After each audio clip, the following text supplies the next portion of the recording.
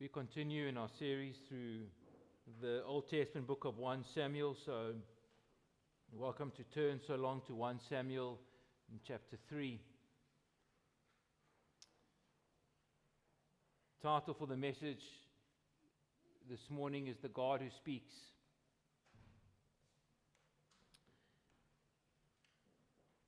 Well, I wonder, what is the thing that you most want from God right now? I think for many, what they want from God is some answer or some fix, some help, perhaps a better marriage or a financial breakthrough or some kind of healing, some victory over sin, or perhaps just a greater experience of God. But I wonder if we ever ask or should not rather ask, what is it that I most need from God? You see, because surely what I most need from God is a far more important question than what I might want from God. It is a far more helpful question. Because in many ways, even underlying all those wants that we may have of God, lies always a much more fundamental need. And yet it is seldom what we first ask God for or realize that we need. And it is this. It is the Word of God. That is what you and I will always need above all else. Because you see, not only is God's Word there to provide much of the answers for our particular wants, but ultimately it provides us with what is always our greatest need, which is namely more of God. It's our greatest need is more of Him, actually, always. And it is through His Word that God makes Himself known, you see, for us. And so maybe you're here today with many questions, perhaps some fears, some issues.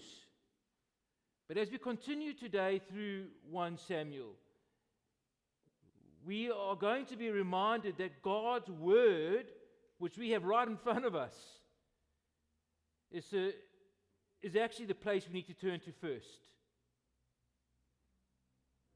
Because you see, the amazing reality is that God has spoken. God has spoken. And so the real issue is, are we ready to listen? So won't you join with me as we read God's Word together then, 1 Samuel chapter 3. Now the young man Samuel was ministering to the Lord under Eli. And the word of the Lord was rare in those days. There was no frequent vision.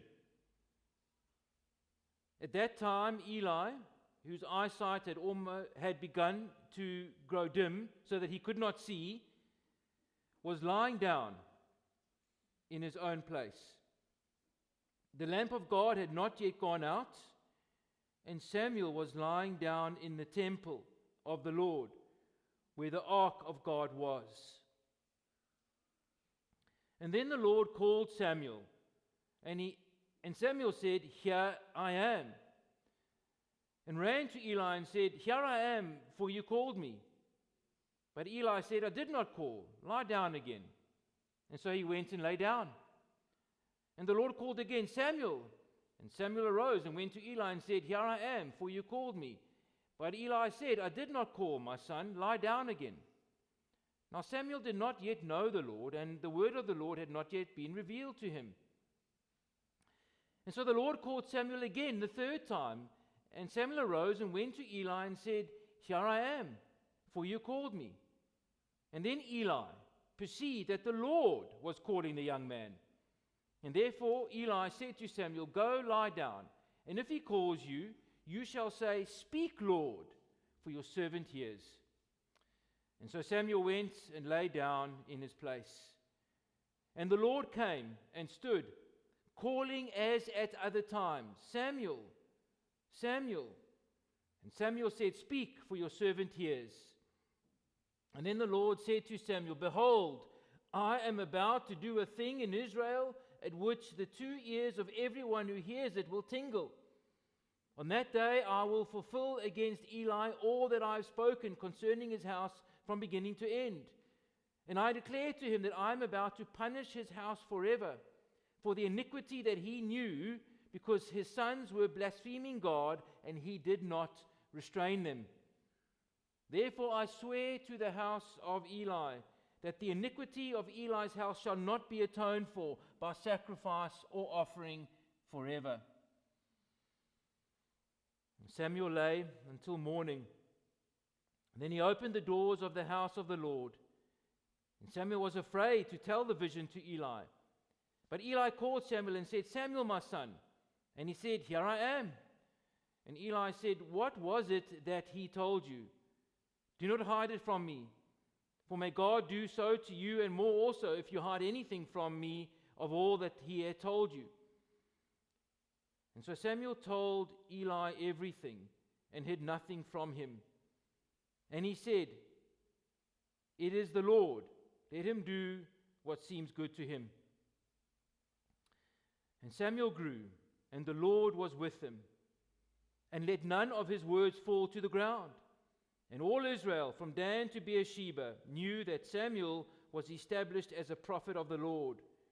And the Lord appeared again at Shiloh, for the Lord revealed himself to Samuel at Shiloh by the word of the Lord. So as we come to consider here who our God is, that he is the God who speaks in this chapter in 1 Samuel. Firstly, I want us to notice from verses 1 to 3 then the need for God's word. You notice we are told quite plainly in verse 1 that the word of God was rare in those days, that there was no frequent vision. In other words, God was not speaking. God was not revealing himself. And the clear implication of that and how it is written was that this is not a good thing, right? This is not a good situation to be in where God is not speaking. In fact, it is made clear that the spiritual times were somewhat dark. We've seen that already in light of the sin of Eli's sons and of Eli himself in doing nothing about it. That the spiritual climate over Israel was at somewhat of a all-time low. In fact, the reality of this dark time that the people of Israel are in is even pictured by the scene that is created in verses 2 to 3, where we see that it is nighttime, that Eli and Samuel are lying down and asleep, that the night lamp in the temple is on, but it is on its way out. That even Eli's own eyesight, we are told, is dim. And you can't help but realize that this is very much then a tangible expression of the grave situation, of the fading hope that Israel are finding themselves in, that everything at the center of the nation, at the center, at the heart of worship, even at Shiloh, at the house of God, is dark. The word of God is rare. He is not speaking. Indeed, it is dark times, friends, when God is silent.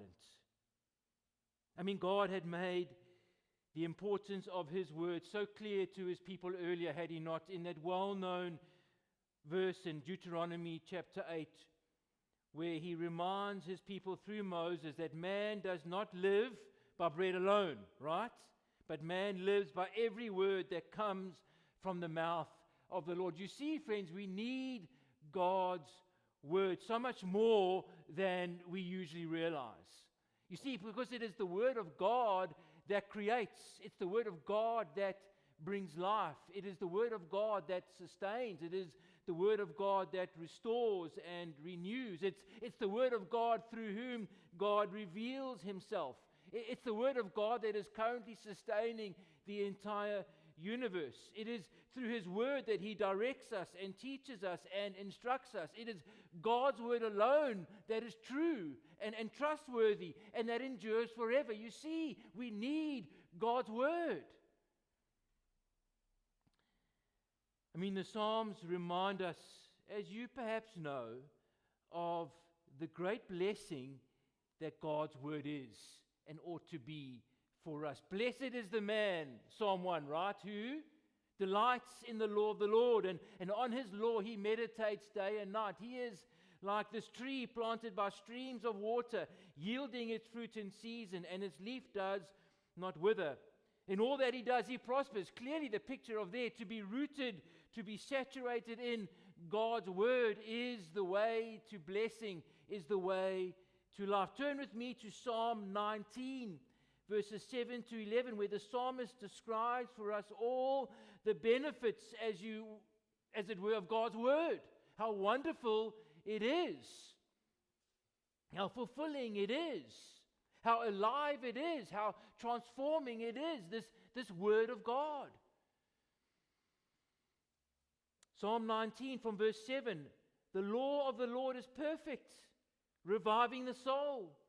The testimony of the Lord is sure, making wise the simple.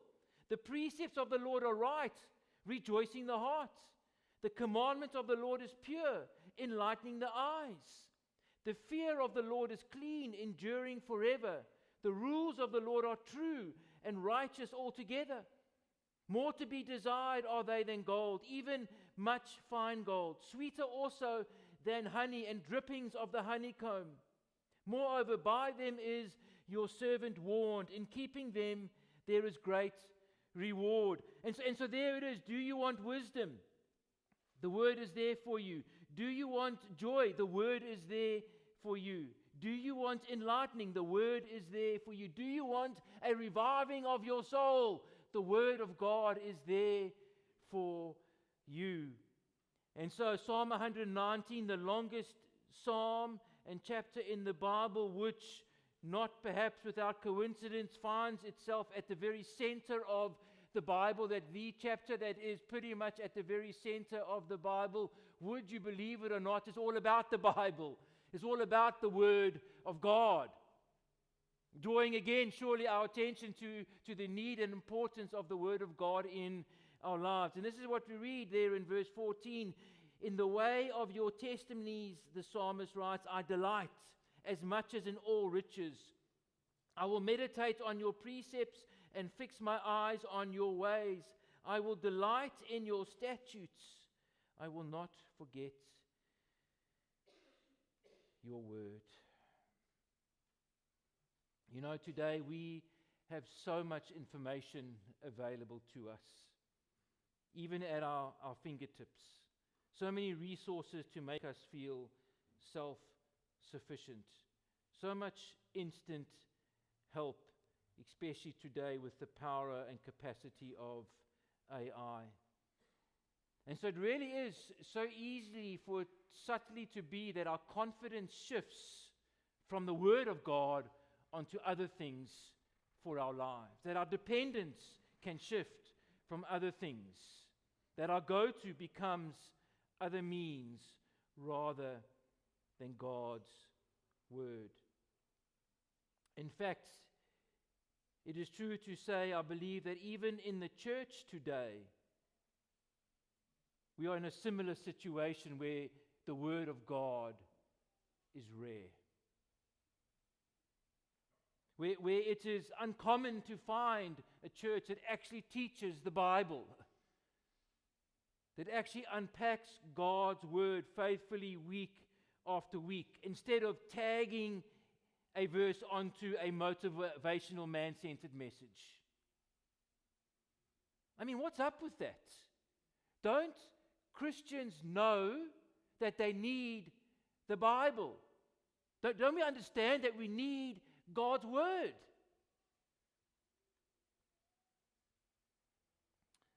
Perhaps we are even in a church where the Bible is central, and yet it can too be equally all too easy to become familiar with God's Word and to take it for granted, to be untouched by it, to argue maybe its technicalities only, or become self-righteous because of it.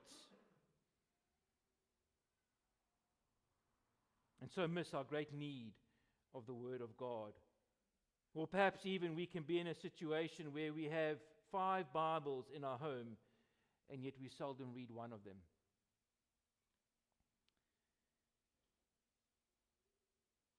You see, we come wanting and wanting.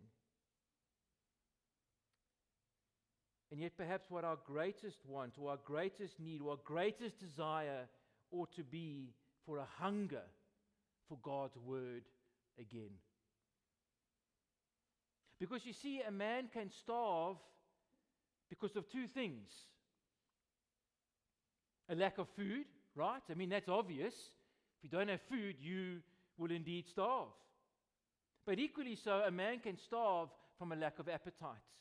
That he can have all the food around him, but with no desire to eat, he will also starve. And I fear that today, many Christians are in this latter category when it comes to God's Word.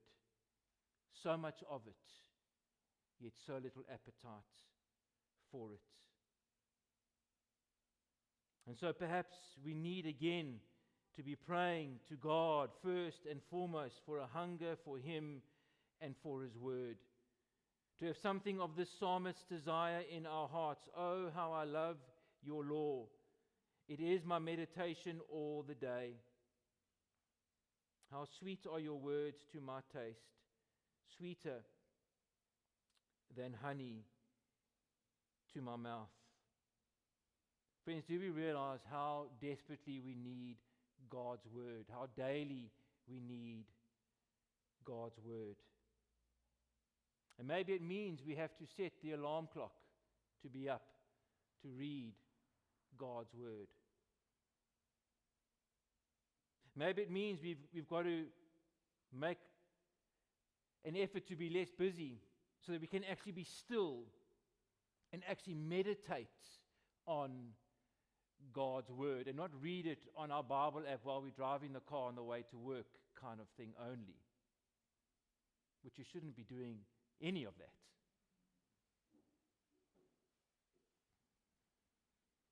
Maybe we need to come more prepared on Sundays to hear God's Word with notebook and pen.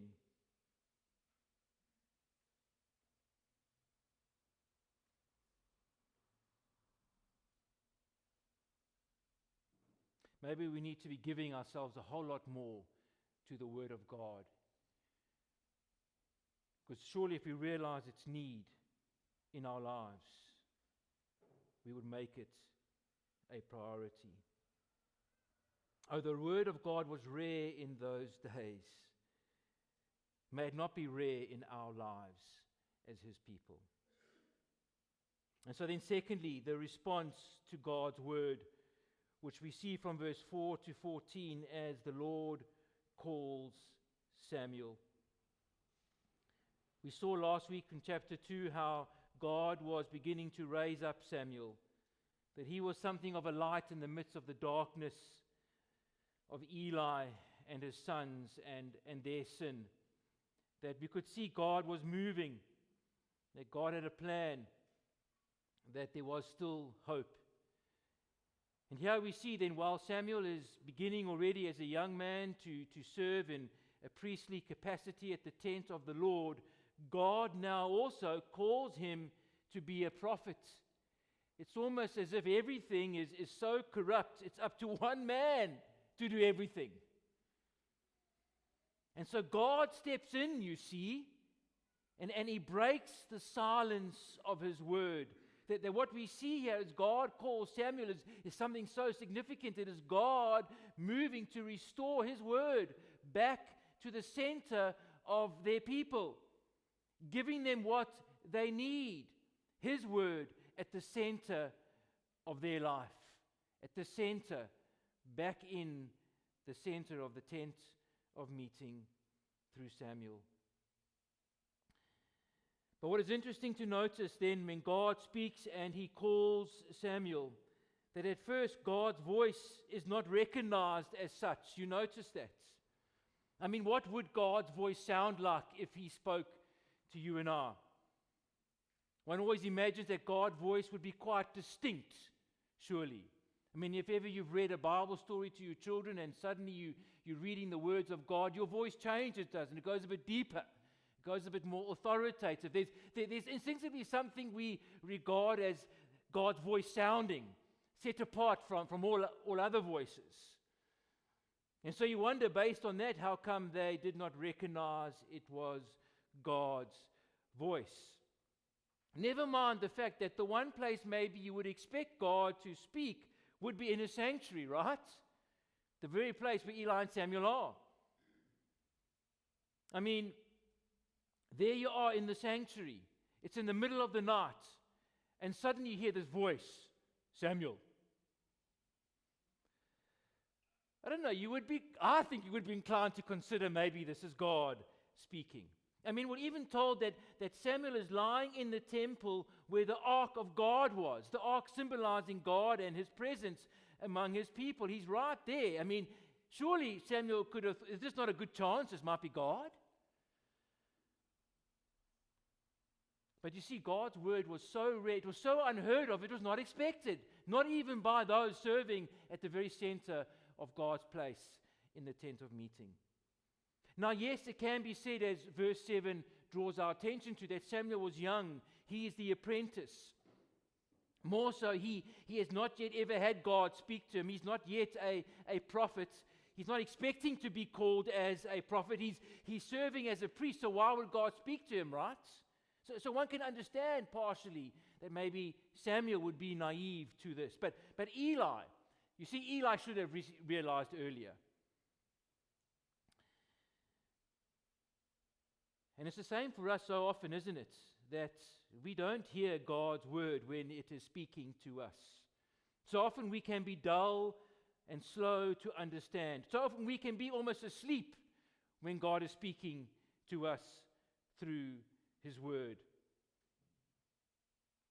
I mean, it says a lot, the fact that it took so long for them to get that God was speaking to them about what is often our natural response to God and His word. We don't naturally hear Him. I mean, it's interesting that so many believe that they can kind of find God on their own, right? That whether it's within themselves or whether it's through some or other religious steps or whether it's through nature, that they can find God.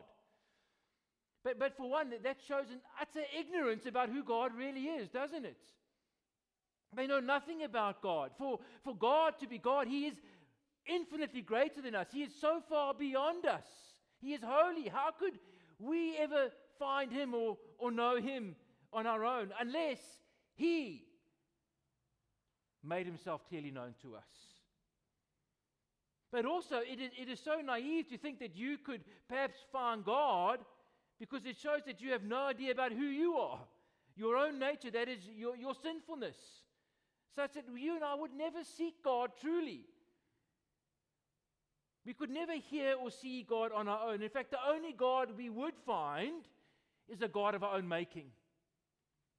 Romans makes that so clear when the people suppressed the truth and when they turned from God, from the living God, from the Creator to make created things in the likeness of animals and creation. That's what we do. There's no one who seeks God. No, God must draw us to Himself. He must make Himself known if we are to truly know Him. And so often He has to do that and go to great extents in order to do that, which is what He does here, you notice. He persists with Samuel, that he calls out 4 times, you notice, before Samuel responds rightly to God's voice, to His word. You've got to marvel surely at something of God's patience and mercy here.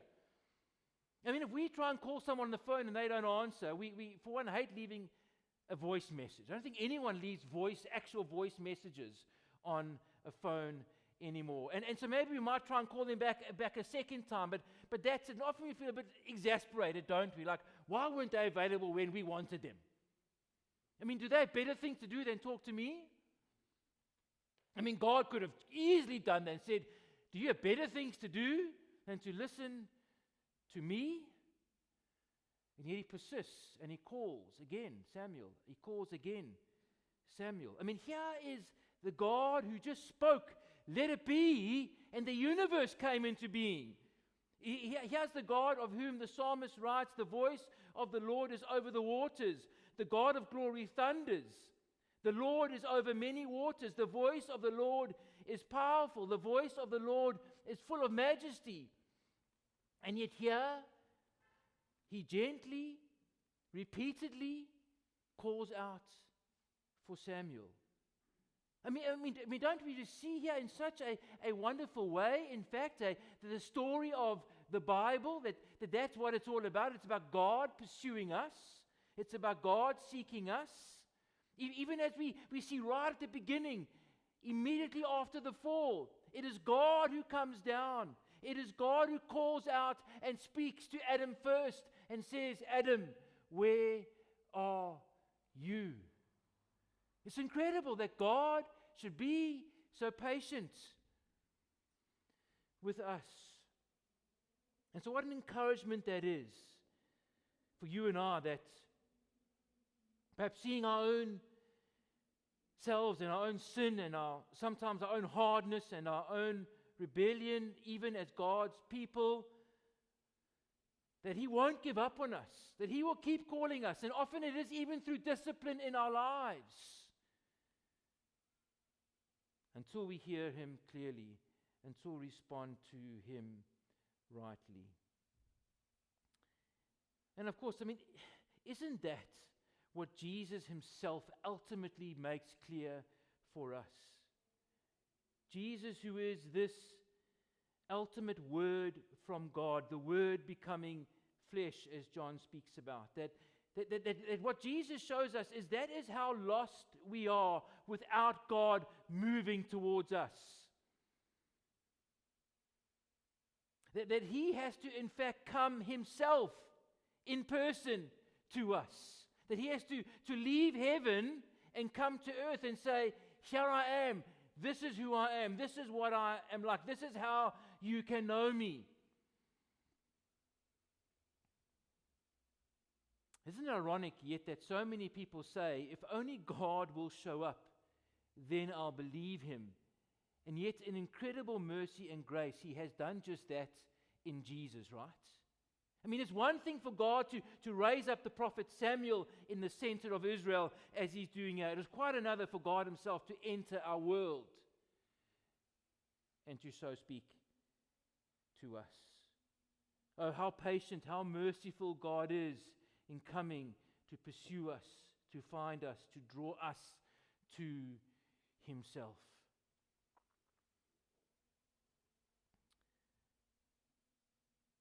And so Samuel hears God calling him. And although he is misguided in his response at first, yet every time his response is nonetheless one of incredible willingness and humility. Every time he says in response to that voice, here I am. Although he's thinking it's Eli, but every time he's there to respond. He rushes to Eli, in fact, waits on him, ready to serve him. I mean, we can certainly see that what God is also showing us as He calls Samuel repeatedly is that this man's heart is in the right place for being used as a prophet and and to hear from God ultimately. He was willing, he was humble, he was ready, as our hearts need at all times to be. And when Eli did finally realize it was the Lord's calling, Samuel did, you notice exactly what Eli said. He waited upon the Lord and then said, speak, for your servant hears. So what a humble posture. Do we have that when we open up the Bible, when we hear God's word, when we listen to teaching? Are we receiving God's word in this right way then, when it is clear and when it is before us with such eagerness and with such willingness? I find it interesting how we anticipate and get excited even when we are waiting for a parcel to come via courier. Perhaps it's something we've ordered online via Temu or Takealot, and we place our order and we track it on our app and we see it's left the warehouse and it's in transit, and then we get the SMS or whatever, your parcel's going to be delivered before 5 p.m. today, and so we're waiting anxiously until the phone rings or there's a knock on the door, and there it is. And we wait with such eager anticipation to receive this parcel. And yet it might have come from Temu in China via ship or plane and via car and truck and courier and eventually get delivered by hand to our house. It's come a long way. And yet here we have God's word that has come to us from heaven to earth. A much greater distance, a much greater value. And yet we can lose the significance of that as we open up the Bible. As we can leave it lying around the house unused, forgetting that we have received this greatest of all deliveries, the Word of God, for us to hear God speak. Now, Samuel's first assignment was indeed a tough one. He was thrown very much into the deep end, you notice.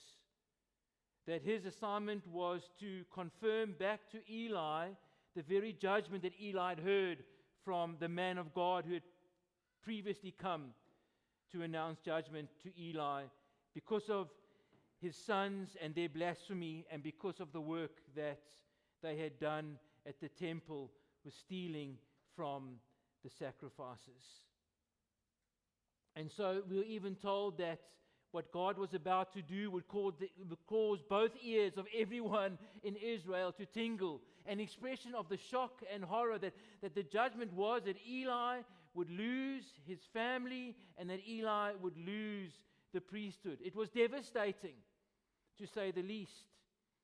And yet, despite this awesome first task of having to deliver to his senior, Eli, his mentor, this message of doom, even though we are told that he was afraid to tell it, when Eli insisted, he did.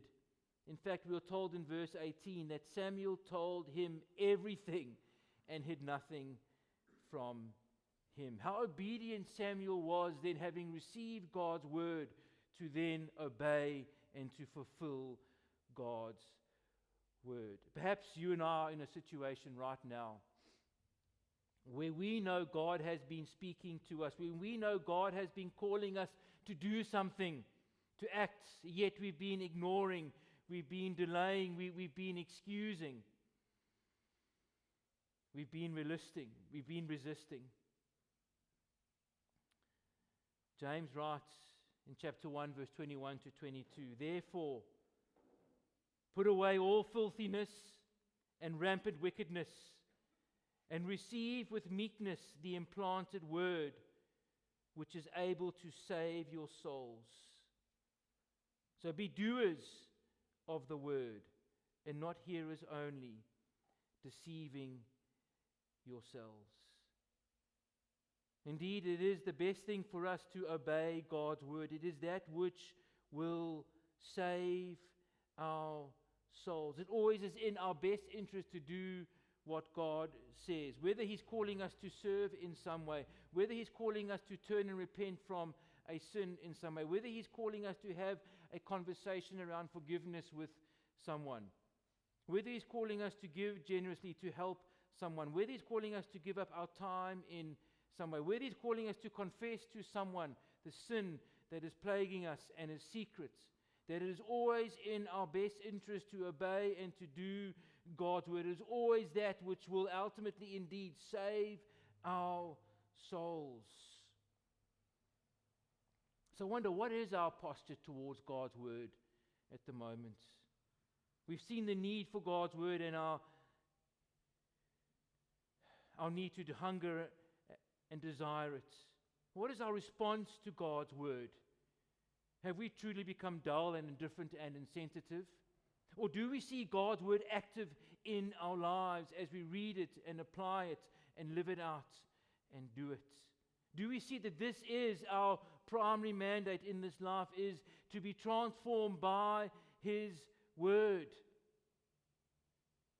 and so become more like Him? And so finally then we come to the end in verses 19 to 21 to see then nothing other than indeed the blessing of God's Word. We're now told that the blessing is upon Samuel's ministry as a prophet in verse 19. And so Samuel grew, and the Lord was with him, and let none of his words fall to the ground. So Samuel is growing physically and spiritually into a young man of God. The Lord was with him. How wonderful. The Lord was with him. And none of what he said fell dead on the ground. It was all fulfilled. It all came true. In other words, God was working powerfully and clearly through Samuel. In fact, so much so that as we go on to hear in verse 20, that all of Israel, from north to south, from Dan to Beersheba, knew that here is now a prophet of the Lord, that God has raised him up to now again be his voice among his people, that God is no longer silent, that God again was at work among his people, from the center, from Samuel at Shiloh and outward. And so what a contrast we have from the beginning to the end of this chapter. In the beginning, we read that the word of God was rare, and now we see it is going out everywhere. And so this chapter is ending like this, to be such a chapter of hope in this time of darkness, because there's more darkness to come. There's more to come to cause us to despair. But yet, here we are reminded that God is at work and there's hope, for He is speaking. In fact, even as chapter 4 verse 1 begins, and we read, "And the word of the Lord came to all Israel." It is true that today we can despair over the lack of God's word in the lives of His people, the lack of proper teaching amongst His churches today, a lack of taking God's word seriously, a lack of building churches around God's word. That so much more today, churches seem to be shaped by the world rather than by God's word. But yet what we are reminded of here is that where God's word is still being preached, there is hope, that God is still working, that God, you see, will never abandon His word or His people.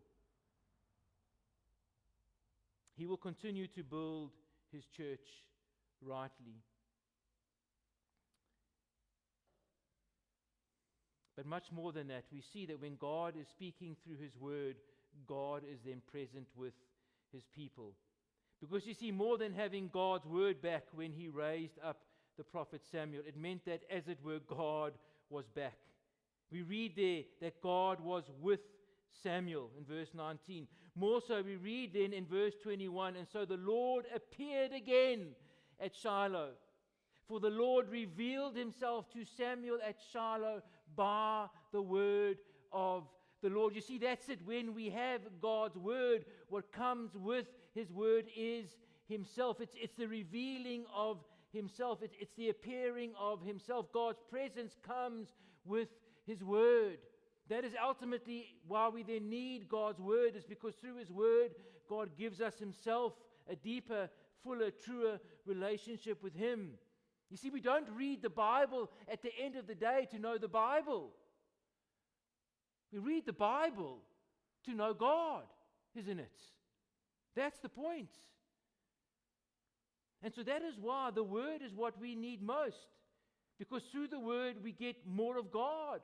And so through the Word, therefore, in getting more of God, our faith is strengthened. We are reminded of who God is, and so we can trust Him. We can even wait upon Him.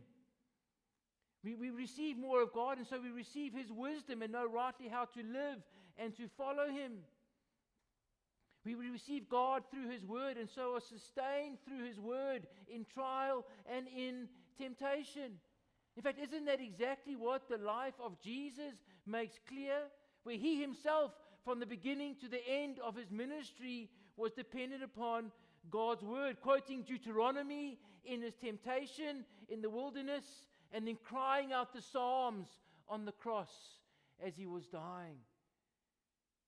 You see, the word of God is everything that we need because God's word gives us himself. As I was preparing this week, looking around in my study and seeing hundreds and hundreds of other books all around me, and as great and as useful they are, I realize that one can tend to rely even more on those helps and those aids and those commentaries and those systematic theologies and think they have the answer more than the Bible. That in fact I could have all those books and not have the Bible and be lost. But if I have none of those books and have the Bible, I have everything. You see, it says that great seminal verse on the Word of God says in 2 Timothy chapter 3, "For all Scripture is God-breathed and is useful for teaching, correcting, rebuking, and training in righteousness, so that the man of God may be thoroughly equipped for every good work." Maybe you came to church today thinking you need more money, or more time, or more opportunity. Well, we've seen today that far greater than any of that is the need for his word. J.R. Packer, as we close, gives perspective on what it means for us to have the word. This is what he writes. So what happens is that the Almighty Creator, the Lord of hosts, the great God before whom the nations are as a drop in a bucket, comes to you and begins to talk to you through the words and truths of the Holy Scripture. Perhaps you have been acquainted with the Bible and Christian truth for years, but it has meant little to you. But one day, maybe today, you wake up to the fact that having his word means that God is actually speaking to you through the biblical message. Unlike Samuel, we don't need to hear the voice of God, for we have his voice, we have his word, we have incredibly God speaking to us today in this book from Genesis to Revelation. Indeed, may God open our eyes to see the wonderful things in his law. Let us pray.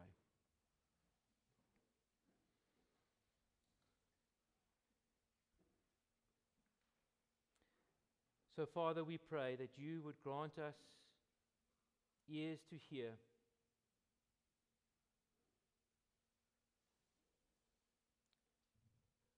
hearts to receive,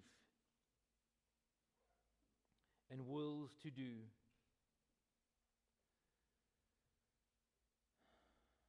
Oh God, we long for your word to have greater sway in our lives. We long for your word to speak powerfully and boldly through us. Forgive us, O God, when we have taken your word for granted. And so renew and stir up in us a real hunger, a real appetite for your word. For in your word we receive you, our greatest of all needs. O God, and so may we read and find ourselves growing and loving you more and more. May your word indeed be that sword, living and active, piercing even bone and marrow in our lives. May your word indeed be like that milk, giving us that food, that spiritual food to feed us.